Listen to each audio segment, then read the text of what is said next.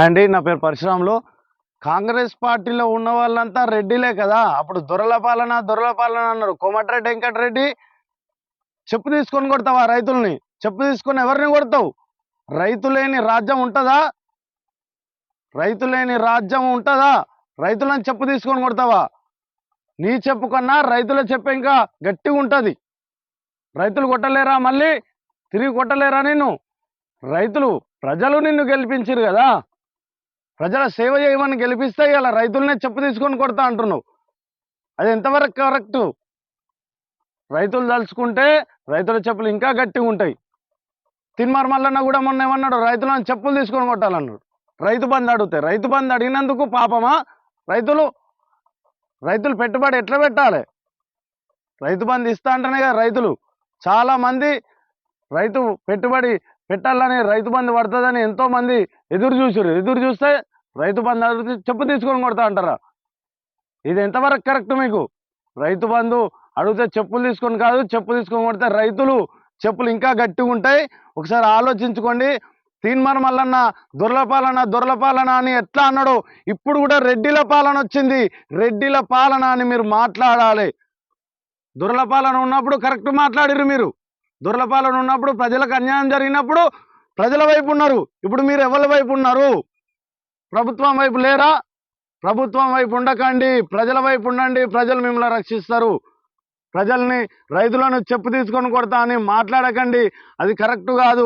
తిన్మార్ మల్లన్న నేను చెప్పేది ఒకటే, రైతుల పక్షాన ఉండండి, పేద ప్రజల పక్షాన ఉండండి, నిరుద్యోగుల పక్షాన ఉండండి. మీరు రైతుల వైపు ఉండండి. నిరుద్యోగులు చాలా మంది ఇబ్బంది పడుతున్నారు, రైతులు ఇబ్బంది పడుతున్నారు, ఆటో డ్రైవర్లు ఇబ్బంది పడుతున్నారు, మహిళలకు ఫ్రీ బస్సు పెట్టిండు, మహిళలు కూడా ఇబ్బంది పడుతున్నారు. వీటి గురించి మాట్లాడండి అన్న మీరు. ఇప్పుడు మాట్లాడండి. ఇప్పుడు కరెంట్ వస్తుందా? రైతులు ఇబ్బంది పడతలేరా? ఆటో డ్రైవర్లు ఇబ్బంది పడతలేరా? అన్న మీరు రైతుల వైపు ఉండండి అన్న, ప్రజల వైపు ఉండండి.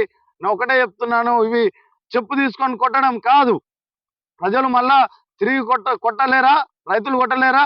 అందుకనే మీరు ప్రజల వైపు ఉండండి అన్న. మీరు అప్పుడు దొరల పాలన అని ఎట్లా అన్నారో ఇప్పుడు కూడా రెడ్డిల పాలన వచ్చింది కాబట్టి మీరు ఖచ్చితంగా రెడ్డిల పాలన అని చెప్పాలి.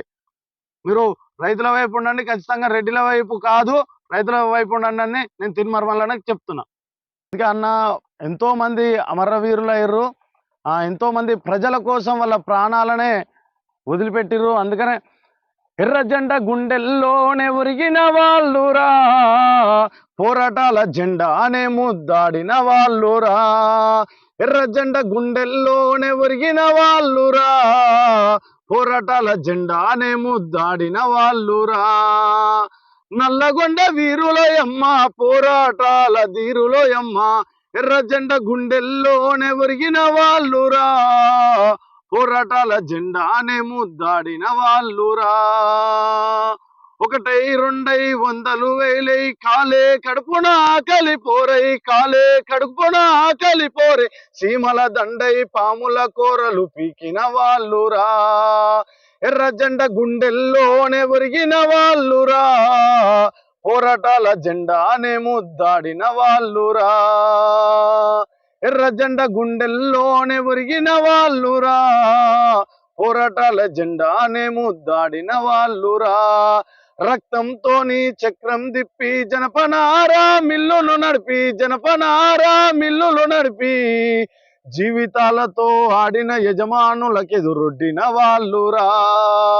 ఎర్ర జెండా గుండెల్లోనే ఒరిగిన వాళ్ళురా, పోరాటాల జెండానే ముద్దాడిన వాళ్ళురా. ప్రజల కోసం ఎంతో మంది ప్రాణత్యాగం చేసిర్రు. అందుకనే ప్రజల మార్పు కోసము ఎంతో మంది దొరలను, రెడ్డిలను కూడా గడగడ వణికిచ్చిర్రు.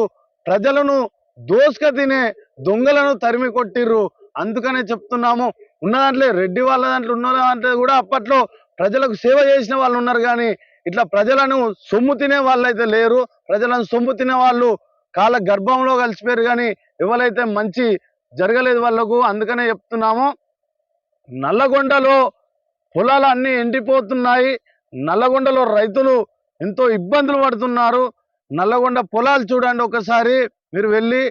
తెలంగాణ రాష్ట్రం మొత్తం కూడా కరెక్ట్ లేక చాలా మంది ఇబ్బంది పడుతున్నారు. రైతన్నల గోసలు చూడండి. ఇప్పటికైనా కాంగ్రెస్ పార్టీ తెలుసుకోవాల్సింది, ఇందిరమ్మ రాజ్యం అంటే ఏ రంది ఉండదనుకున్నాము, కాంగ్రెస్ పార్టీ అంటే కన్నతల్లి అనుకున్నాము. కాంగ్రెస్ పార్టీని గెలిపించింది ప్రజలు, నిరుద్యోగులు, రైతులు. మార్పు కావాలని కోరుకున్నాము. ఆ మార్పు రాలేదు ఇంతవరకు. దొరల పాలన పోయింది, రెడ్డిల పాలన వచ్చింది తప్ప అన్న ప్రజల బతుకు మారింది లేదు. ప్రజలను పట్టించుకోండి ఓ ప్రభుత్వమా. గత ప్రభుత్వానికైనా చెప్పినాము, ఈ ప్రభుత్వానికైనా చెప్తున్నాము. ప్రజల సమస్యలపై మీరు ఎప్పటికప్పుడు మాట్లాడండి, నిరుద్యోగులతో మాట్లాడండి, రైతులతో మాట్లాడండి, ప్రజల బాధని చూడండి.